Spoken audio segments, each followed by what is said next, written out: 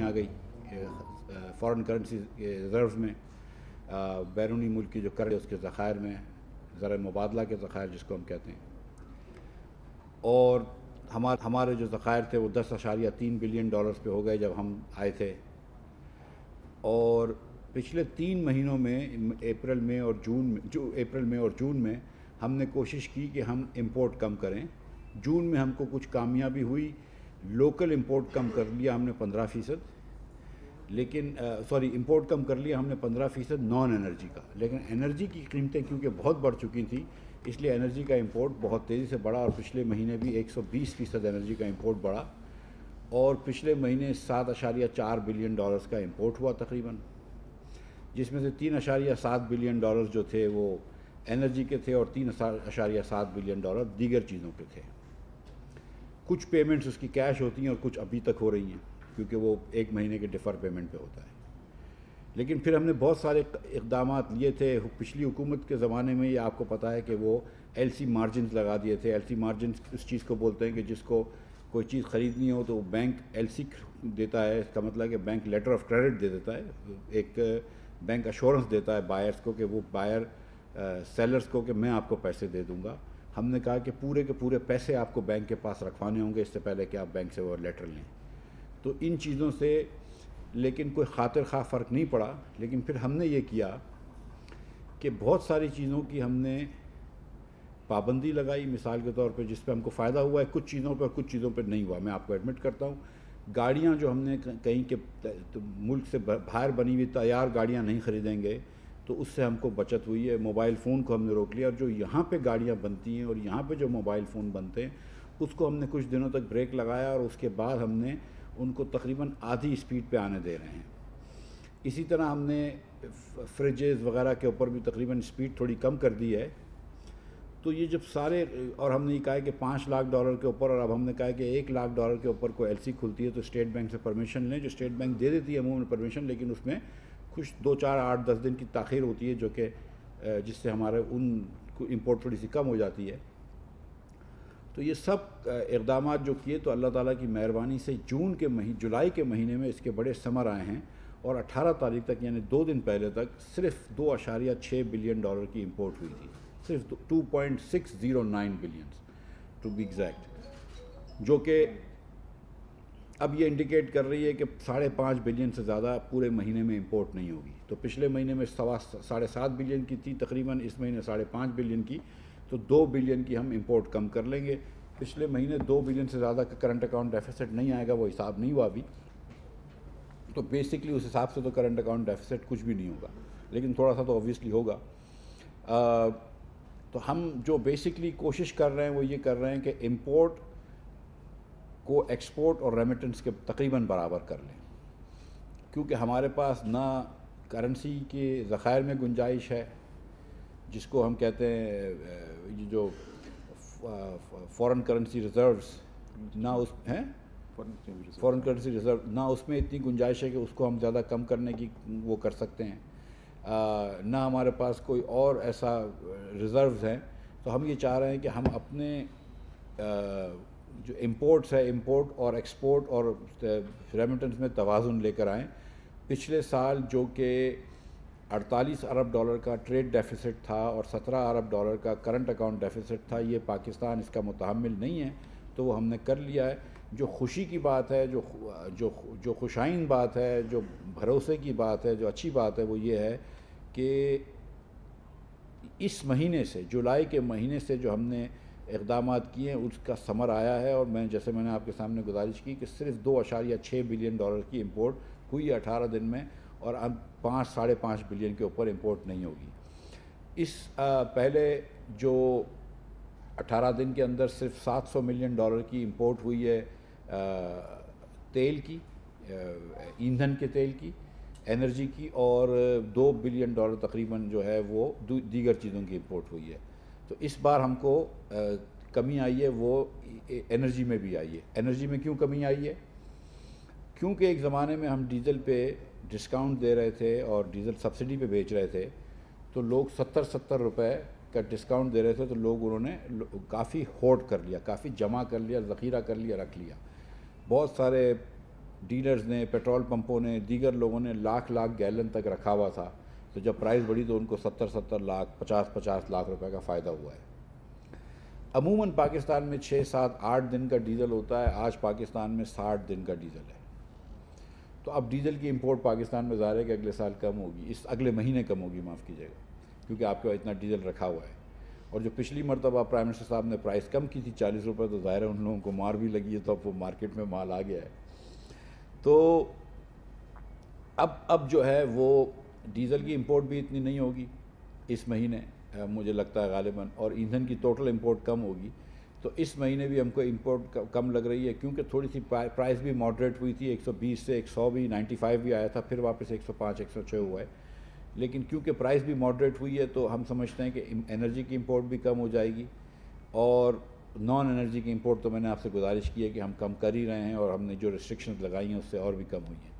تو جو economic fundamentals ہیں وہ ہم سمجھتے ہیں کم از کم ٹریڈ کے اکنامک فنڈامنٹل جو ہیں وہ ٹھیک ہو گئے ہیں، کہ جو امپورٹ ہے وہ تقریباً ایکسپورٹ پلس ریمیٹنس کے برابر ہوگا، وچ از دی آئیڈیل سچویشن۔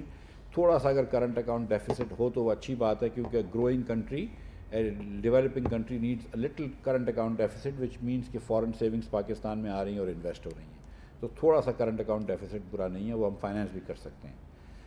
اس کے بعد IMF کا ایگریمنٹ ہو چکا ہے، ایک دم ہر چیز راستے پہ ہے، کوئی اس میں کوئی خلل نہیں ہے، کوئی مسئلہ نہیں ہے، اور ہم انشاءاللہ تعالیٰ کوئی ایسی چیز نہیں کریں گے جس کی وجہ سے کوئی بھی خلل پڑے، اور ہم تمام کے تمام جو پرائر ایکشنز ہیں وہ آلریڈی میٹ کر چکے ہیں، اور انشاءاللہ تعالیٰ بورڈ سے ہم کو یہ اپروول مل جائے گا۔ انفیکٹ ایگریمنٹ کے بعد بورڈ تو صرف ایک رسم ہی رہتی ہے، وہ ہو جائے گا۔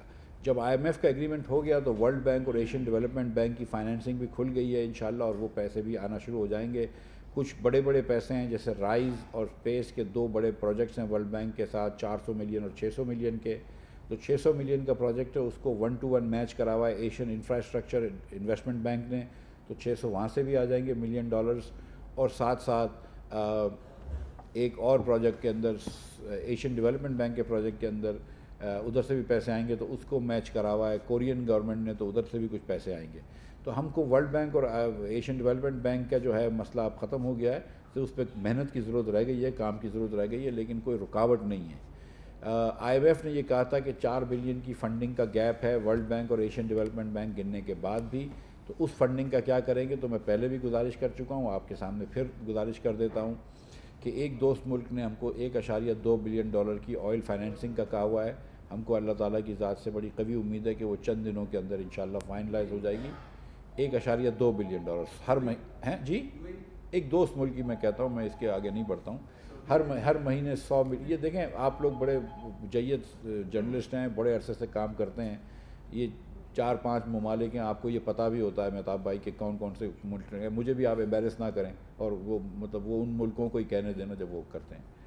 تو 1.2 بلین ڈالر کی ایک ملک آئل فائنینسنگ کرے گا، 100 ملین ڈالر کا مہینے کا، اور 1 سال کی ڈیفرڈ پیمنٹ میں، تو 1.2 بلین یہ ہو گئے۔ اس کے بعد ایک اور ملک ہے جو کہہ رہا ہے کہ ہم کو کم از کم 1 سے 2 بلین ڈالرز کا، لیکن ہم ایک چھوٹا والا فگر پکڑ لیتا ہوں، 1 بلین کا فگر پکڑ لیتا ہوں، جو کراچی کی اسٹاک، پاکستان کی اسٹاک ایکسچینج کے اندر انویسٹ کرنا ہے، اور وہ تو 2 بلین تک کا کہہ رہے ہیں، لیکن میں 1 بلین لگاتا ہوں لیس سے۔ اس کے لیے ایک G2G کا میکنزم تھا، جو کہ میکنزم لاسٹ ویک کیبنٹ نے اپروو کر کے CCLC میں بھیج دیا ہے، cabinet committee on legislative cases, CCLC، اور وہ اگلے ہفتے پیش ہو جائے گا، اور اس کے بعد انشاءاللہ تعالیٰ وہ قانون بن جائے گا، تو وہ بھی انشاءاللہ تعالیٰ ایک کام ہو جائے گا۔ سو دوسرا آپ کا یہ کام ہو گیا، 1 بلین اور آ گیا، تو اب 2.2 ہو گئے۔ اس کے بعد ایک دوست ملک نے یہ کہا ہے کہ وہ کچھ گیس بھی ہم کو ڈیفرڈ پیمنٹ پہ دیں گے، اور 200 ملین سے 300 ملین کا ہوگا، میں 200 کے چھوٹی فگر لگا لیتا ہوں، تو وہ 2.4 بلین ہوتا ہے، تو یہ میں 4 بلین کے اوپر پہنچ گیا ہوں، اب میں 4.6 بلین پہ پہنچ گیا ہوں۔ اس کے علاوہ ایک دوست ملک نے 2 بلین ڈالرز ڈپازٹ کرنے کا کہا ہے، تو 6.6 بلین ہو گئے، اور ایک دوست ملک نے 2 بلین SDRs کا کہا ہے، جو کہ 2 بلین ڈالر سے کئی زیادہ ہوتے ہیں۔ 2 بلین SDRs کو کہتے ہیں، میں بتاتا ہوں کیا ہوتا ہے۔ نہیں، میں نام کسی کنٹری کا نہیں لے رہا ہوں جی، میں کنٹری کا نام نہیں لے رہا ہوں فرحان بھائی۔ دیکھیں 2 بلین SDRs جو میں نے جو نمبر سنا ہے، وہ $2 بلین سے بھی زیادہ ہوتا ہے جیسا کہ آپ جانتے ہیں، اور S D R special drawing rights ہوتے ہیں. لیکن اب یہ ضروری نہیں ہے کہ اتنا ہو، کیونکہ میری ریکوائرمنٹ جو تھی وہ تو 4 کی ہے. میں تو ابھی آپ کو 8.5 کا حساب گرا چکا ہوں. وہ اس لیے آپ سے کلیئرٹی مانگ رہے ہیں کیونکہ انپریسیڈنٹڈ ہے، بہت ریئر ہے. جی نہیں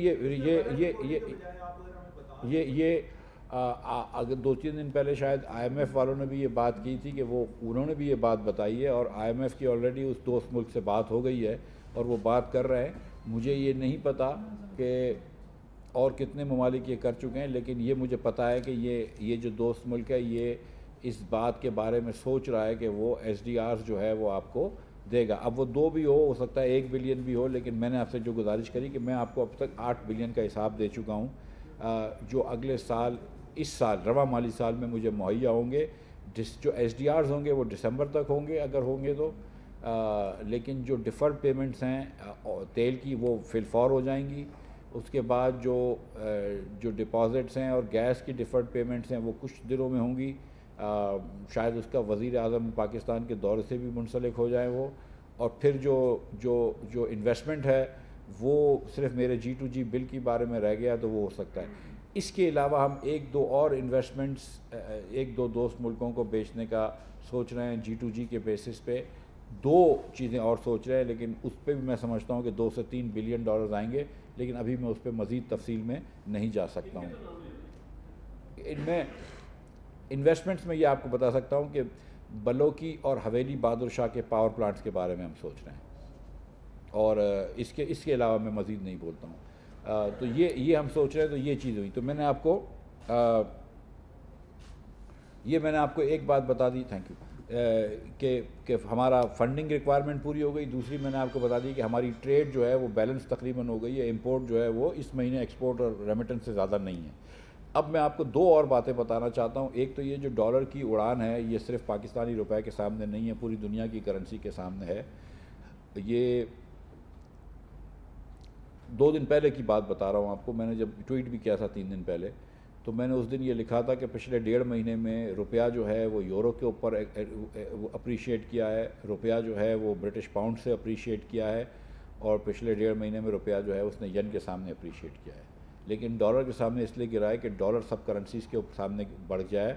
ڈالر جو ہے وہ ہسٹوریکلی اس جنریشن میں کہتے ہیں ونس ان اے جنریشن جو انکریز ہے ڈالر میں آئی ہے. 22 سال کا ہائی کرا ہے ڈالر نے. 20 سال میں سب سے زیادہ انٹرسٹ ریٹ انکریز کرا ہے فیڈ نے. جب وہاں پہ کیونکہ امریکہ میں مہنگائی ہو گئی ہے، انفلیشن ہو گیا ہے، تو فیڈ نے انٹرسٹ ریٹ بڑھا دیے ہیں، تو تمام کرنسیز جو ہیں وہ ڈپریشیٹ ہوئی ہیں اور لوگ ڈالرز میں جا رہے ہیں. ویسے بھی انسرٹنٹی کے اندر ڈالر کو پوری دنیا کا انویسٹر جو ہے وہ سیف انویسٹمنٹ سمجھتا ہے. تو ڈالر جو ہے وہ سونے کے خلاف بڑھتا ہے، ڈالر تیل کے خلاف بڑھتا ہے، ڈالر گیس کے خلاف بڑھتا ہے، ڈالر یوریا کے خلاف بڑھتا ہے. تو وہ تمام چیزیں بھی آہستہ آہستہ آپ دیکھ رہے ہیں کہ کم ہوتی جا رہی ہیں. اور اسی طرح پاکستانی روپیہ بھی اس کے سامنے کم ہوا ہے. لیکن اس میں کوئی ڈھکی چھپی بات نہیں ہے کہ پچھلے 2 دن میں جو روپیہ کم ہوا ہے اس کے اندر یہاں پہ کچھ سیاسی صورتحال کی بڑا ہاتھ تھا. معیشی وفاقی وزیر خزانہ مفتاح اسماعیل کا یہ کہنا تھا کہ پچھلے 2 دن میں جو ڈالر چڑھا ہے اس کی وجہ سیاسی